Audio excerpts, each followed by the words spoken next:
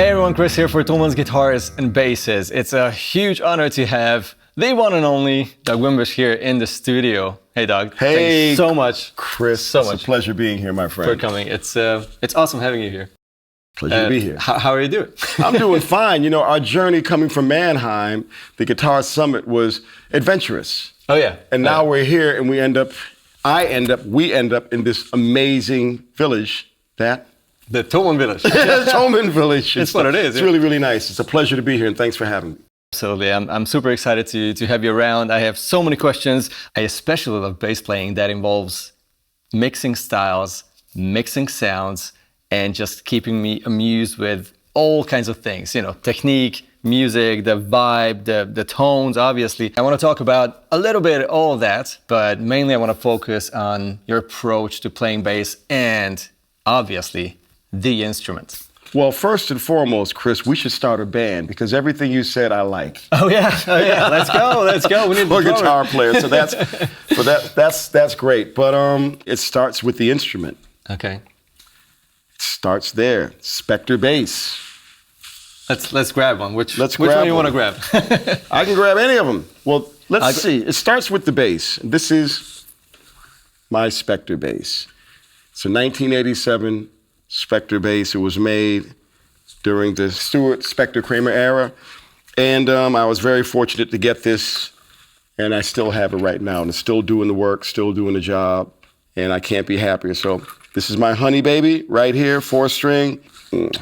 Love it. So now there's that bass. And the other one is, Kris with a K, is this one. This is my 5-string. It's the 9th 5th-string Stewart Spectre ever made. Wow. This has a real deep history. For starters, if you look at, let's just say, the color in the front, this wasn't the original color. The original color was deep blue, like that. It's so crazy. Can you all see this? It's incredible. And over the years, from the 80s to now, basically, it just faded from being on stage. It's like a gray honey mix now. Isn't it amazing? It's beautiful. You know, I actually thought it was a natural bass, and the coloration coming from like jeans and whatever made it this blue, green, turquoise, whatever.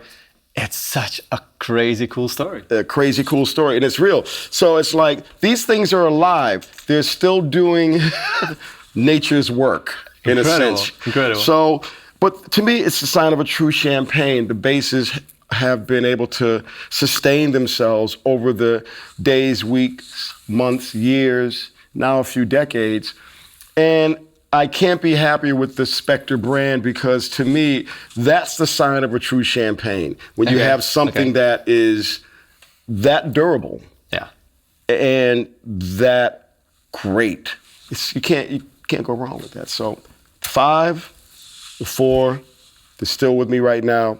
Thank you, Stewart. And I can't be happier to be a part of what's, working with John Stipple and everybody over at Korg. They've done an excellent job at being able to make sure that they preserve the brand and move forward.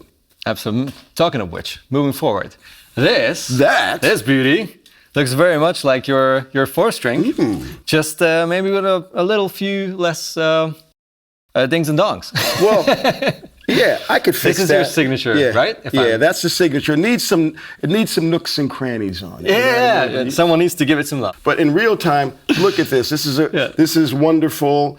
It's pretty much how your original looked. Correct. When you got it, right? Yeah, this was made in the Czech Republic. Peter in the Czech Republic did this, and I can't be happier.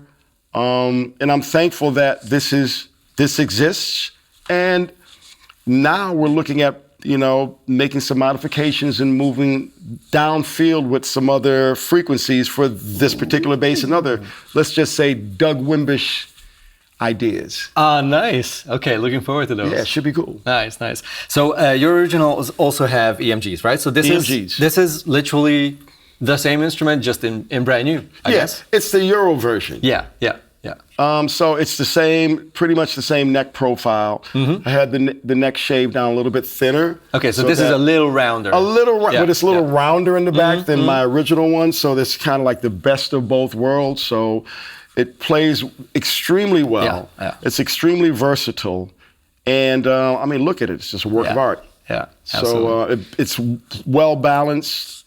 It really is, yeah. Good frequency, and yeah, man, it looks good on you. Yeah. You sure you don't want to start playing bass now, Kris? I What's actually going on? play bass, but it's on a different level. All right, Let's okay, put it this okay. way. My main game is guitar, but hey, whenever I have to track bass, I am the happiest of all persons. How does it feel with your left hand? I love it. I love the roundness. I'm that kind of person, but I think I also got used to it. It feels like almost like a guitar in terms of playability, right? Which is crazy.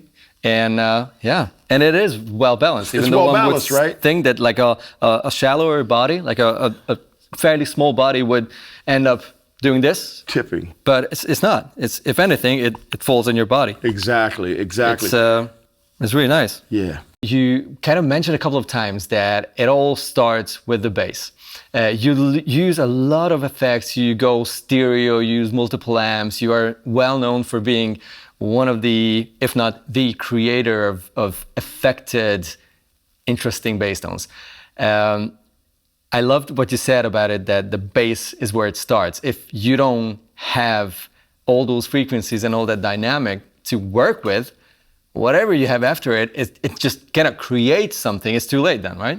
Isn't it? You hit the nail on the head. Okay. Okay, you hit the nail on the head because look, it all starts with the bass, the strings, the pickups, the preamp, your setup, and also you. Yeah. You have to understand what you want to do with your instrument, and if you start to explore the world of effects and other frequencies, how to incorporate your idea and your style into that. But honestly, that's the key. It's I've used these instruments to explore with. Yeah. I started my career years ago playing many tracks just in the studio, straight up, making songs. But I had to survive bass synthesizer. So in order to do that, I had to be able to find a way how to still be creative. I was going to incorporate the things that I always liked growing up, sound. When I heard Larry Graham play with fuzz on his bass, that was creative. That was gorgeous to me. And I'm thankful that Sly let him do that. When I hear Bootsy Collins, creating that frequency, that was great. It leaps out. So now I needed to be able to take that information that I learned from those great artists, and I tried to incorporate that into making recordings and just understanding how I can fit into being a part of a session. Or what do? You kind of wait for certain songs to come around that has I need a Jameson part or whatever, music has been evolving. I wanted to evolve with it naturally without waving a flag. But it starts with the Spectre bass, because these basses have been able to give me the right, let's just say, tool to explore. And dude, you could take all these pedals away. I don't really care. Give me one string. I'm going to have a good time. And that's how I see it. Crazy. I mean, I have so many questions, even though I told another bass player, but I'm like, you call it the flamenco slap, right? Yeah. That's the first thing I thought of when you said, like, give me one string and I'm happy. That's like, with all those rhythmic options that do not even involve anything else than literally just the fretboard, it's so interesting. How do you think, for example, the Living Colour years or that kind of band situation changed the way you approach tone or effects or the crazy stuff? Well, I was already doing it before I joined Living Colour. So I started doing stuff and really started to experiment with my band Tackhead. Adrian Sherwood out of the UK, Skip McDonald, Keith LeBlanc. And we were doing some real heavy industrial stuff starting in 1984.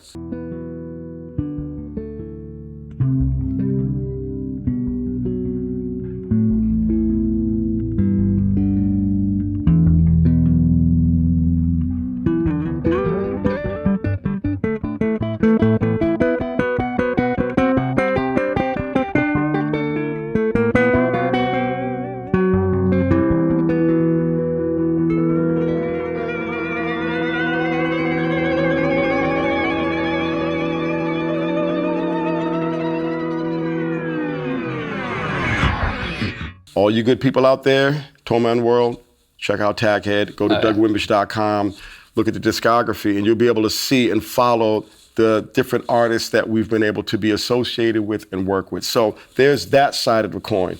when I got with Living Color, Vernon and I were already mates from New York City. Yeah. I was producing records.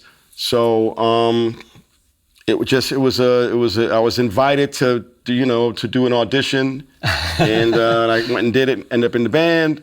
And then it just became a natural frequency between Vernon, Corey, Will, and I to just kind of like, to start a new dialogue in a sense for where the band wanted to go at that time. Yeah. So it's the third record. Yeah. And at that time, the guys were wanting to get a little more darker in a sense. And they were also Tackhead fans as well. So they were aware of the stuff that I was doing. It was good to be able to bring that all together. And Vernon and I are kind of like twin split at birth. That, that when we see each other, it's like, what pedal do you have? What do you have going? But it's not even about the pedals. It's about the desire to be able to find the right sound. Yeah. And the sound comes from just experimenting and playing. And look, unplug everything. We could do unplugged records.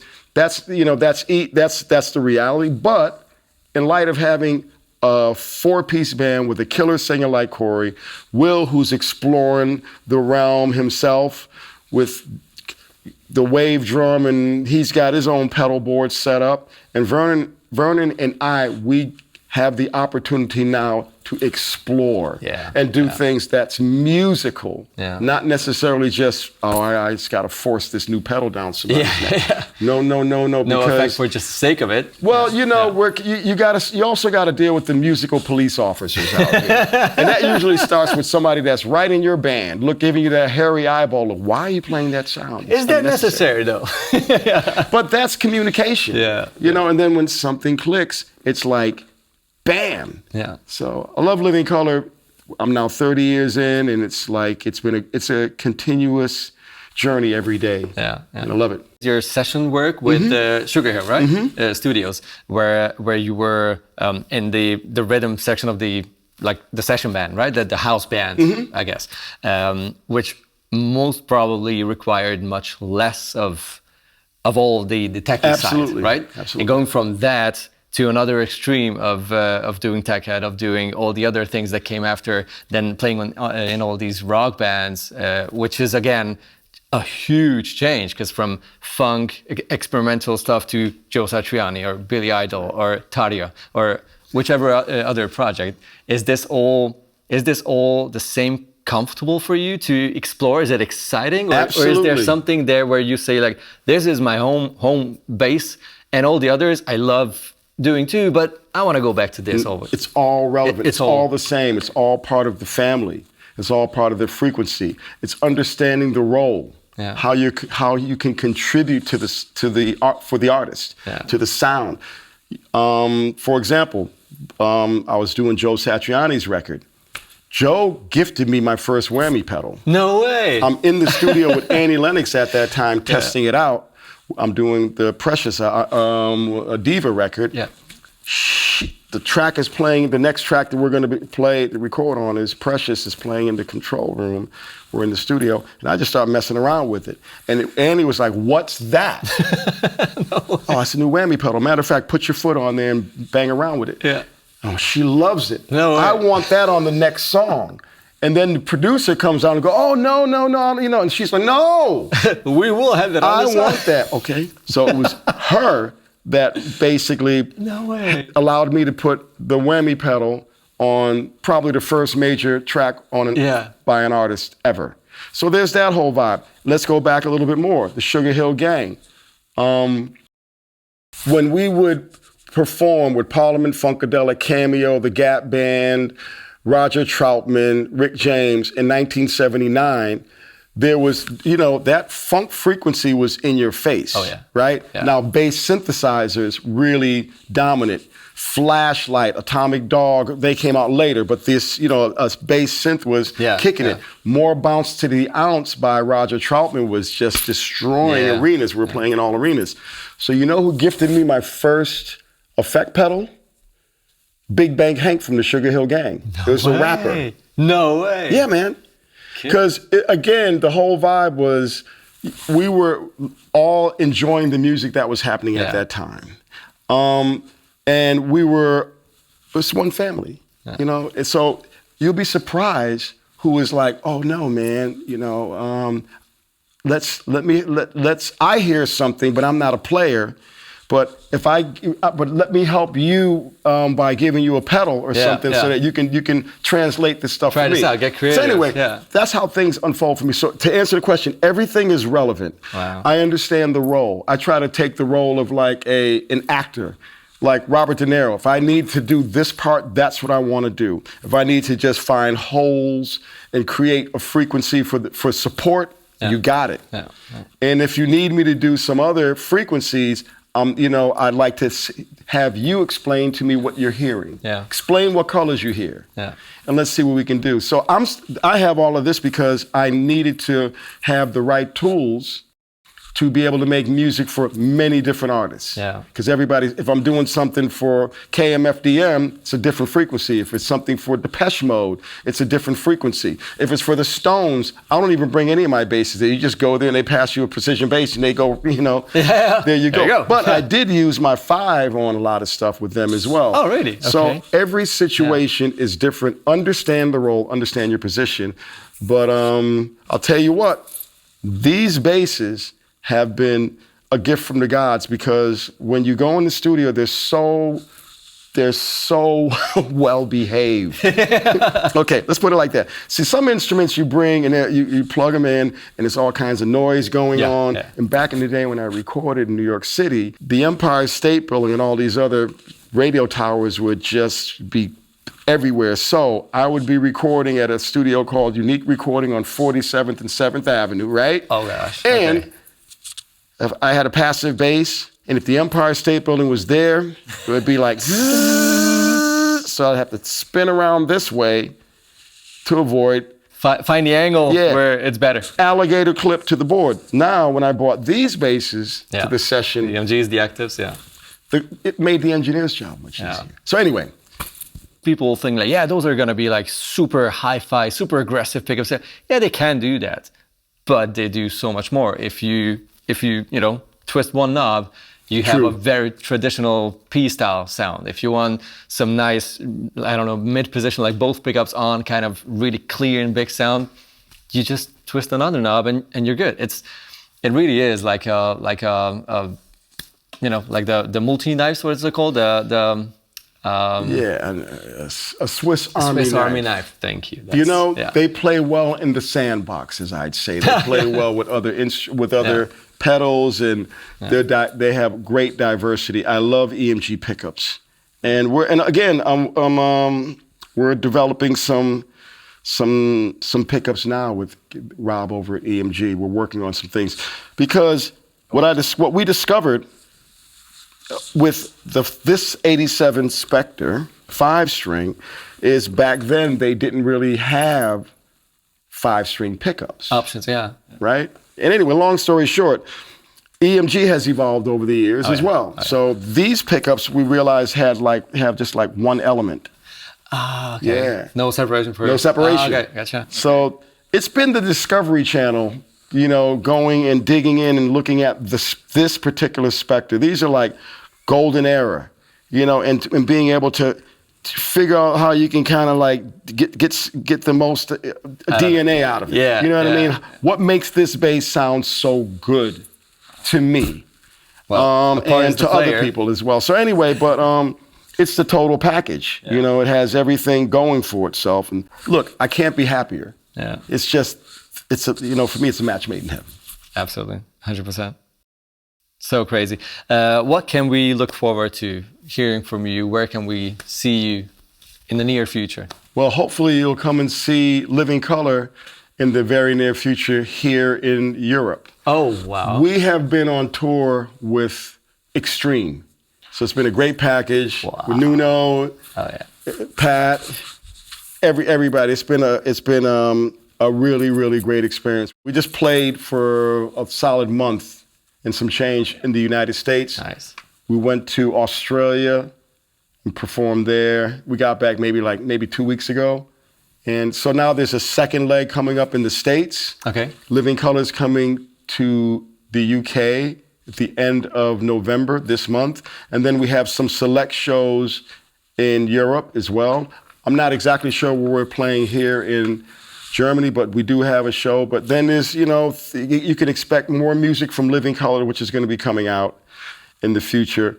And also some music from Tackhead. Nice. Which will be coming out in the future. Wow. And so those two things are keeping me nice and occupied. And, there's nothing like a live experience with Living Color, Corey, Vernon, Will, and I. Check that out. Killer. One last thing before I'd say goodbye. Can you show me your pinch harmonic thumb that index finger thing? Because I was just staring at it while you were playing, and I'm like, that is the coolest thing ever. Well, I can show you. I need to practice something, right? Okay. If I want to become a better bass player. So now, boys and girls, let's watch Kris. I'm going to show him a technique. Are you ready, Kris? I am ready. Are you ready, boys and girls? Okay, here we go. So, dig it. Take your finger like this. Okay, so what I do is I'm just hitting the false harmonic. Okay. Okay, so say I take my index finger and I'm holding it there. Okay. Hit any note. And then I'm playing it I'm striking it with my thumb. With thumb, okay.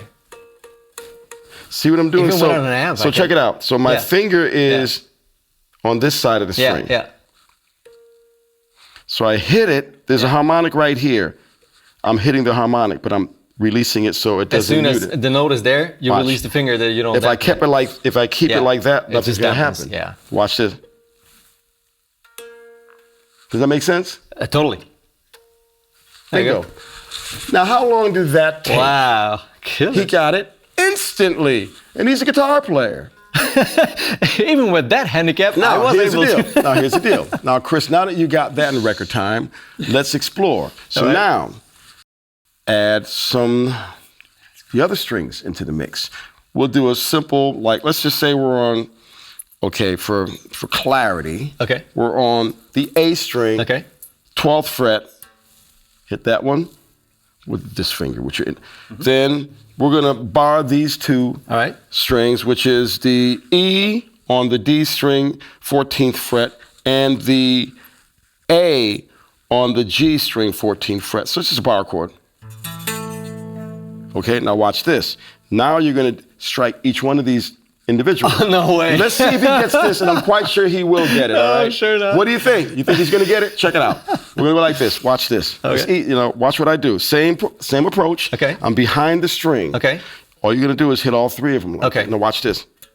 But mind you, you have to shift a little bit. You gotta compensate. To compensate. Finger position. Okay. Kris with a K. This is where Kris with a K comes into play. But check it out. You get used to it because you know the vibe. So check it out. You get all the different. First, that's a good exercise. It's the strangest feeling. Okay, now watch. Now watch this. It's double.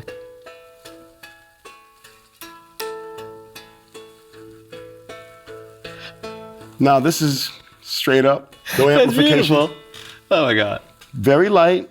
Okay. Don't have to put too much pressure on down here, but I tend to do it because I'm a little tense. Because I'm trying to keep that flush. To the neck. Now let's do it. You could do it really slow. Just watch this and do it light. Okay. Voila! I will be doing this the rest of the week. But again, it just gives you more another tonal frequency. So I do that a lot. I love that. It's such a... The harmonic content is just... It's overwhelming.